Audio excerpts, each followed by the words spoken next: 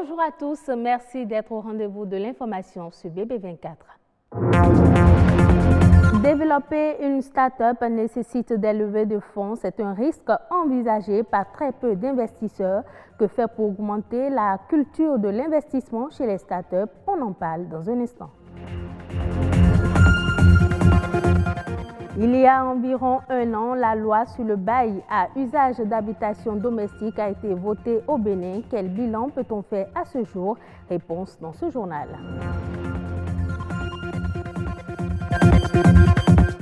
La troisième réunion du comité technique spécialisé pour le développement social en Afrique s'est tenue en Éthiopie. Au menu des échanges, le sort des personnes atteintes d'albinisme. Un plaidoyer a été formulé. On en parle dans un instant. La culture de l'investissement dans les startups préoccupe de plus en plus les innovateurs et acteurs économiques. Des propositions et moyens d'action se mettent en place pour permettre aux start-upers de profiter des incubateurs et des apports des petites et moyennes entreprises aptes à prendre des risques. Cela passe par un dispositif idoine de financement et d'investissement. Comment développer la culture de l'investissement chez les startups? La réponse avec Mathieu Sokeno, Ulvaeus Balogun et Rebecca Adjinako.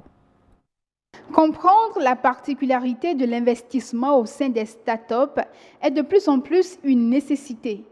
Très souvent, les entraves que rencontrent les innovateurs sont le résultat d'une défaillance de culture de l'investissement. Quand on parle d'investissement dans les startups, on ne parle pas d'investissement dans une entreprise classique ou dans une entreprise traditionnelle.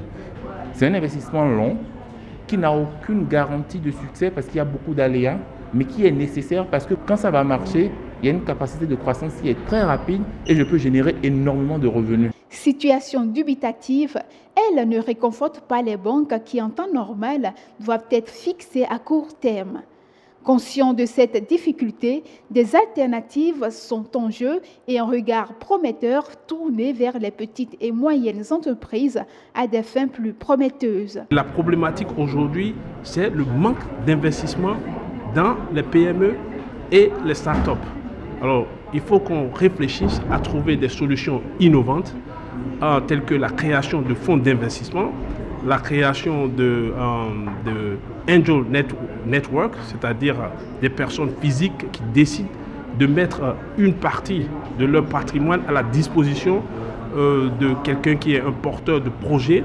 Et également, cette personne peut aussi mettre son expérience à la disposition de cette entreprise. En 2050, le taux de croissance démographique va passer à 2,4 milliards en Afrique, ce qui entraînera plus de 450 millions d'employés et une disponibilité de 220 millions d'emplois. Un entrepreneur qui est bien accompagné, c'est un entrepreneur qui crée une entreprise durable. Donc c'est plutôt une mise à niveau qui est à réaliser, parce que l'argent finalement on se rend compte qu'il est plus ou moins là, avec des disparités selon les pays et les niveaux d'avancement des projets, mais c'est plutôt de faire rencontrer les deux et que l'un soit prêt et l'autre aussi. C'est de mettre à niveau les incubateurs pour qu'ils puissent s'appuyer sur ces fonds d'investissement ou sur ces business angels qui est un nouveau moyen de financement, les deux, pour donner après de l'argent aux bénéficiaires, donc aux entrepreneurs ou aux startups. Réseau de business, cartographie d'acteurs de financement, lisibilité des initiatives, fonds d'investissement, autant d'étapes à franchir par un start-upper pour lancer son innovation. Pour l'heure, le Bénin s'attelle à mettre en place le dispositif pour renforcer la formation et l'assistance technique des jeunes innovateurs. Parlant toujours du financement des startups, SeedStarWorld est une plateforme suisse de connexion des startups de pays émergents avec des investisseurs en capital risque.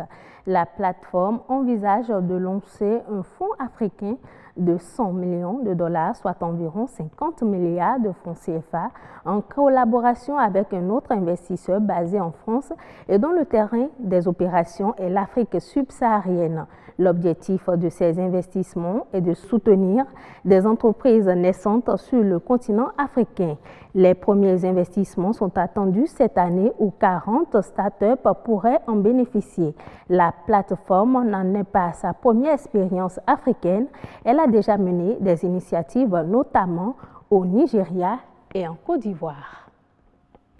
Retour au Bénin, qu'il vous souvienne, le 24 avril 2018, la loi portant régime juridique du bail à usage d'habitation domestique a été votée et promulguée. Ce document définit clairement les conditions de location des biens immobiliers et fixe la caution à 3 mois de loyer. Environ un an après sa mise en vigueur, qu'en est-il de l'application de cette loi? Est-elle entrée dans les habitudes? Edwige Agosso, Baudelaire Cantielé et Patrick Adjagbodjou sont allés faire le constat dans la cité dortoir de l'université d'Abomey-Calavi. Steve est étudiant. Ça fait presque un an qu'il est locataire dans cette maison.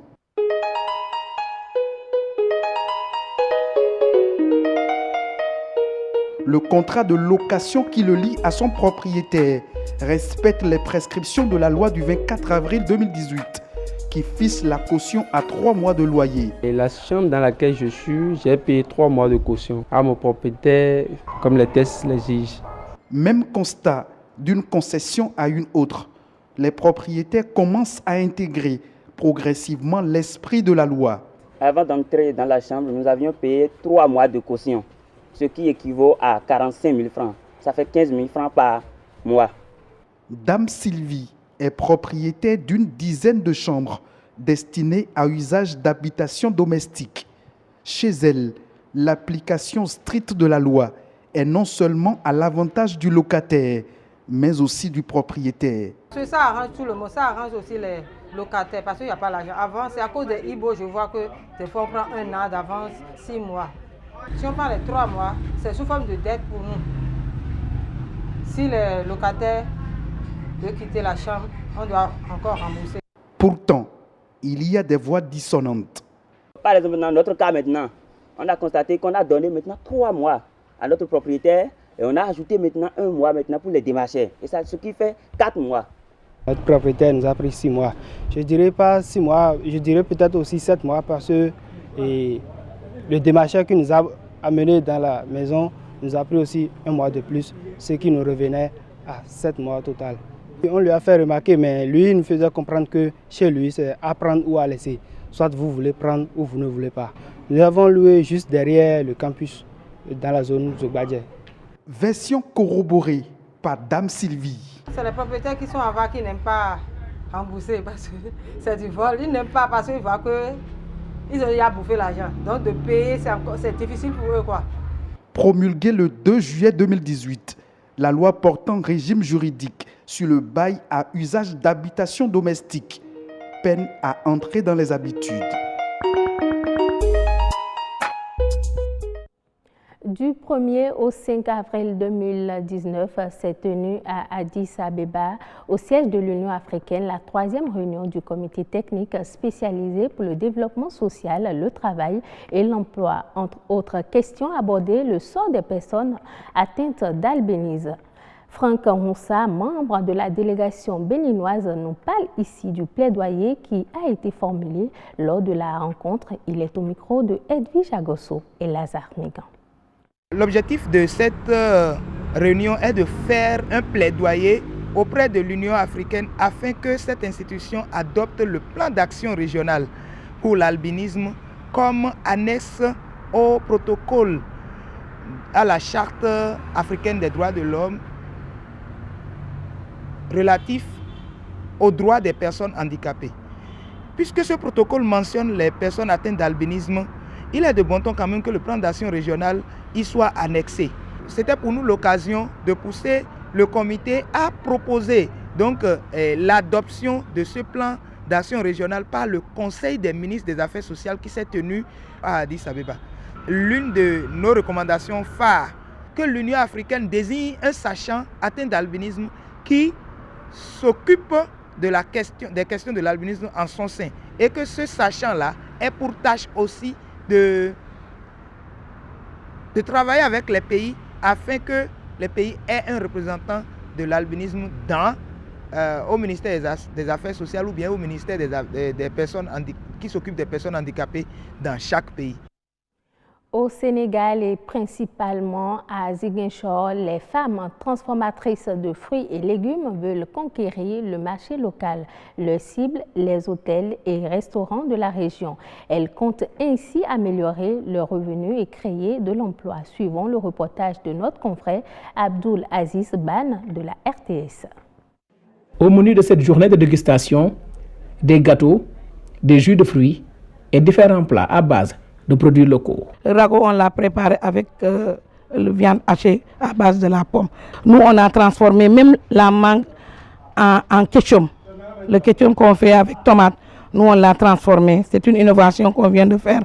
On a aussi transformé la mangue en tchakri. Presque, je peux dire que tous les fruits de cette région, on a essayé de vraiment lutter contre sa pourriture pour valoriser d'une manière que ça peut servir les familles ou d'autres personnes qui n'ont pas ces fruits-là. À travers cette activité, ces dames qui s'activent dans la transformation des produits locaux veulent inviter les hôteliers et restaurateurs à utiliser ces produits. Notre souhait est que les populations consomment nos produits. Nous voulons aussi que les restaurateurs et les hôteliers puissent nous accompagner à vendre nos produits à leurs clients. On ne peut pas tout le temps aller participer à des foires qui coûtent trop cher si on n'est pas soutenu. Il faut que l'État nous aide à vraiment avoir des visites ou bien des marchés extérieurs pour que nos produits puissent être écoulés à ces zones-là. Pour la Chambre de métier, il s'agit d'accompagner ces femmes à promouvoir leurs produits, une activité génératrice de revenus qu'il faut encadrer. Il y a des métiers qui peuvent vraiment lutter contre la pauvreté, qui peuvent lutter contre la faim et créer des emplois. Il était important que la Chambre de métier travaille avec ces femmes-là pour leur mettre en rapport direct avec les consommateurs, pour les mettre en rapport direct avec leurs potentiels acheteurs. Une charte entre les femmes, les hôteliers et les restaurateurs a été signée pour que ces structures puissent utiliser ces produits locaux. L'application de cette charte permettra à coup sûr de développer l'activité de ces femmes transformatrices. Ce sera tout pour cette édition. Merci de l'avoir suivi. À bientôt.